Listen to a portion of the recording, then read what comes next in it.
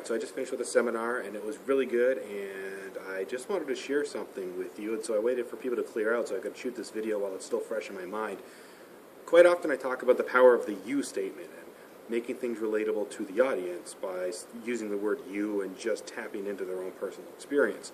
The speaker I saw today did that, but also did it in a way that actually ended up isolating the audience a little bit too. And just to give the quick example, so the whole notion of his presentation was rooted in the martial arts, and having a black belt, and he found someone in the audience, I think it was a meeting planner, who also had a black belt, and during the presentation he kept referring back to this person. So he said, well, if you know Greg, then Greg and I have the shared experience. Greg knows that in the martial arts there's this, and Greg knows by sparring in the martial arts, or Greg knows what a sensei is. And it was good that he found someone who had an experience that he could relate to, but it was also isolating because at parts in the presentation it felt like a one-on-one conversation between him and the audience member. And later on he did it with someone else, probably not even realizing that he did it.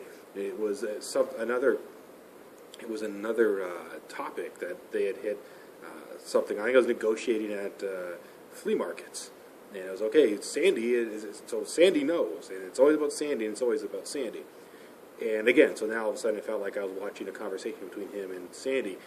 And so here's the lesson out of it is, talk about things, find commonalities, but don't do it with just one person. Do it with the whole audience. It would have taken nothing for him to start the presentation at some point early on to say, hey, who here is raise your hands if you've studied the martial arts? Who here has studied the martial arts?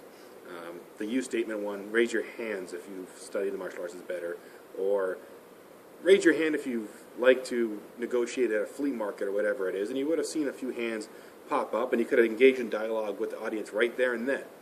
And by doing that, more people would have been brought into the conversation. Even the people that weren't in the martial arts, in this example, would have actually still felt included in the conversation because he asked them.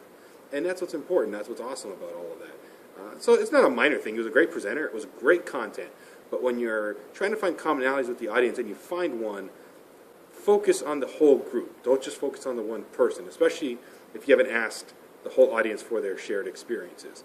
And that's what I would recommend. And even if you only have one person that has that shared experience, don't go to the well too many times. Don't keep talking about you and Jeff and you and Greg and making it a two-way conversation. You have to include everybody else, and so you have to watch the number of analogies you use.